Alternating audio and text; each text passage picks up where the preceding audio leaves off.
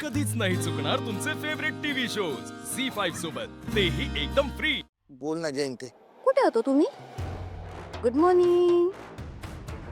काय हो तुझे एवढं रामायण घडून दिलं, इतके फोन करते मी तुम्हाला एक फोन उचलता येईल का माझा? अगं ते दुबईच्या लोकांसोबत मीटिंग होती माझी. हो का? तुम्ही नुसतं दुबईचं नाव काढलं ना, मला तर बाई बुर्ज खलिफावर उभं राहिल्यासारखं वाटायला लागतं. तर मी काय म्हणते, डिस्टर्ब केलं का मी तुम्हाला? जरा बोलायचं होतं. नाही, बोल ना. हे जरा बघा की पैशांचं काहीतरी. हा नाही म्हणजे डॉक्टर येऊन सारखे सांगताय तो ट्रीटमेंट सुरू करायची अप्पू भाऊजींची, नाही केली म्हणजे मग पुढे काय होईल माहितीच आहे तुम्हाला. तुमचे घरातले काय देवासमोर नुसतं नमस्कार करून उभे आहेत, त्यांच्याच्यानं काही होणार नाही. मी म्हणलं जे काही करेल ते माझा नवरा. बघा ना, परवा नाही का ती 1 करोडची डील झाली, त्यातले घ्या की 50,000 रुपये मागून. सांगा की कंपनीला जरा बघा बरं काही मॅनेज होतंय का. हा बघा. कंपनीत विचारलंय मी, बघू काय बोलतायत ते. कळलं तर सांगतो मी तुला. सुनबाई जरा फोन द्या की. या टिकटाश्री बोलतात तुमचे. सांग देवा, बाळा कसं आहे सर? बाबा बरा आहे मी. अप्पू कसा आहे? विठ्ठलाच्याच भरोशावर आहे बघ. पण तू काळजी करू नकोस. तू कामावर लक्ष दे, बाकी विठ्ठल सांभाळून घेईल. समजा किंवाच काहीतरी मार्ग शोधून काढ. बघ तुझं काम नवीन आहे, तेव्हा काम सोडून दावा तिकडे येऊ नगस. साव आहे इथं, ती करेल काहीतरी जुळणे. बाबा मला काय करू कळतच नाही. मला काय विचारायला बी लाज वाटते बघा. इथे त्याचा विचार नका करूस तू. असला विचार नका करू, करा विचार. तुम्ही प्रयत्न करा म्हणलं ना मी, त्यांना बोलून बघा तुम्ही, काही ना काहीतरी होईल. हे बघा तुम्ही तिथे जॉब करताय. हा साहेबा तिथं टाट मानेनं बोलायचं, ठणकावून बोलायचं. मी जाणार म्हणजे जाणार आणि मला पैसे द्या. हा बोलाल की नाही? पांडुरंगा, माझ्या भावाला गरज आहे आता माझी. मला त्याची काळजी घेता येत नाहीये. कसल्या परिस्थितीत टाकलंस रे देवा.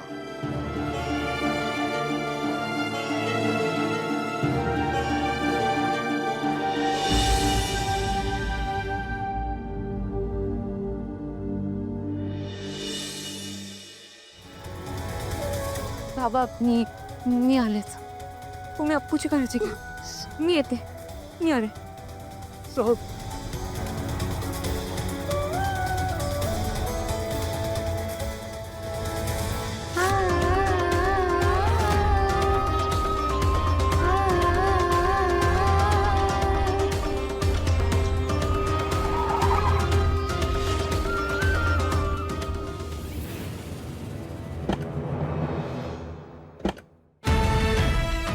कुठे पळतीस?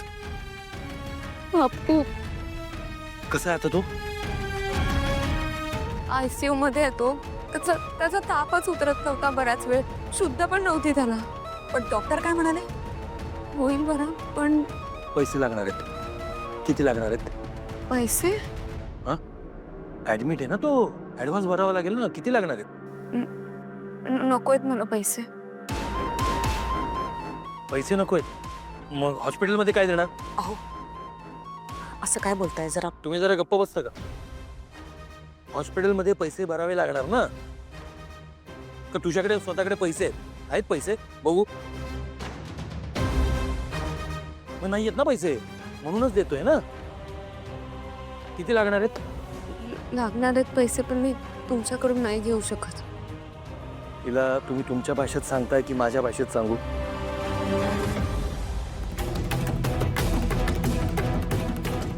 साऊ, अगं आयुष्यात अडचणी येतातच. सगळं छान सुरळीत चालू राहिलं तर ते आयुष्य कसलं, आणि त्यात मजा तरी काय. तुला एक सांगू सावली, आपल्यावर ही जी संकट येतात ना, ती आपल्याला आणखीन कणखर बनवण्यासाठी, आपल्याला अजून काहीतरी नवीन नवीन शिकता यावं यासाठी.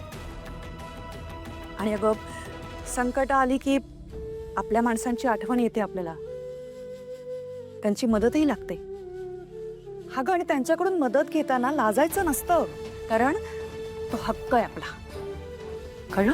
तरी मला माहिती आहे सारंग सर तुमच्याबद्दल काय विचार करतात.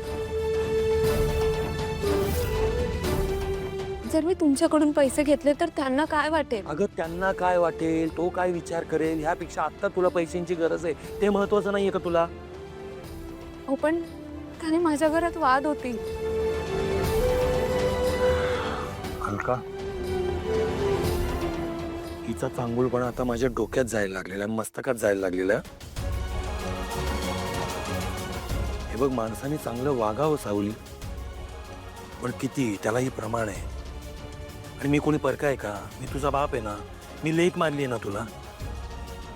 मी तुला पैसे देतोय, तू नाही म्हणतेस हा? आणि बरं, हे पैसे मी माझ्या मेहनतीने कमवलेले, कोणाला लुबाडून आणलेले नाहीयेत, कळलं ना? आणि इतक्यांदा सांगितलंय तुला, तुला कधीही काही मदत लागली तर बापाला हात मार, पण तू नाही तर नाही ऐकत. आणि तू म्हणते पैसे कसे घेऊ? हे जगन्नाथला जर कोणी नाकारलं ना, त्याच्या उंबऱ्यावर परत पाय ठेवत नसतो मी. प्लीज, रक्ताच्या नात्यापेक्षाही तुझं नातं मला जवळचं वाटतं. मला माहिती आहे लेक आपल्याकडे पैसे मागणार नाही, म्हणून मी स्वतःहून देऊ करतोय. पण बहुतेक तुला माझ्या प्रेमाची किंमत राहिलेली नाही. नाही, असं नाहीये. हलकरीला सांग, मी जर आता पैसे घेतले नाही ना, तर बाप लेक हे आमचं नातं कायमचं संपलं. मी तुला त्रास देणार नाही. तुझ्या वाटा वेगळा, माझ्या वाटा वेगळा. अहो, एकदम असं टोक काय गाठताय तुम्ही? मग काय करू मी? काय करणं अपेक्षित आहे अजून? थांबा. अलकाईला सांगा, बापाकडनं पैसे घ्यायचे असतील तर पुढे बोल म्हणा. हा, नाही तर आपण निघू, आपल्याला वेळ होतोय. जगन्नाथची मदत करताना कमीपणाची भावना नाही येऊ देण्याची कोणती ताकद घेऊन जन्माला आलात तुम्ही? मदत देणाऱ्यापेक्षा मदत घेणाऱ्याला मोठं करताय. बा, बाप लेकीमध्ये कोणीही लहान मोठं नसतं. बापासाठी लेक ही लेक असते, कळलं का? आणि मला माहिती आहे माझी लेक कधीही माझ्या समोर पदर पसरणार नाही, म्हणूनच मी तुझं मन ओळखून तुला मदत करतोय ना. आणि जो बाप लेकीचं मन ओळखू शकत नाही तो कसला आलाय बाप? अलका,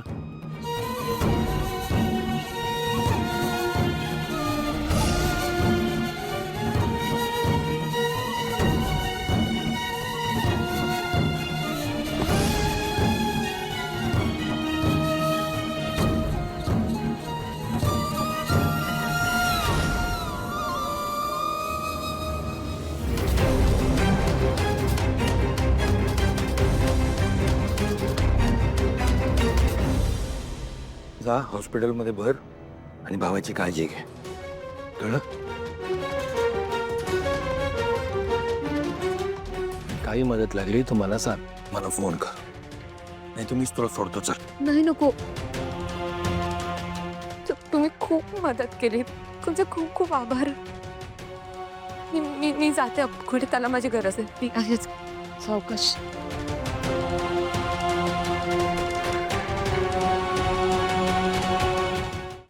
झी5 ॲप डाउनलोड करा आणि पहा सर्व एपिसोड्स एकदम फ्री.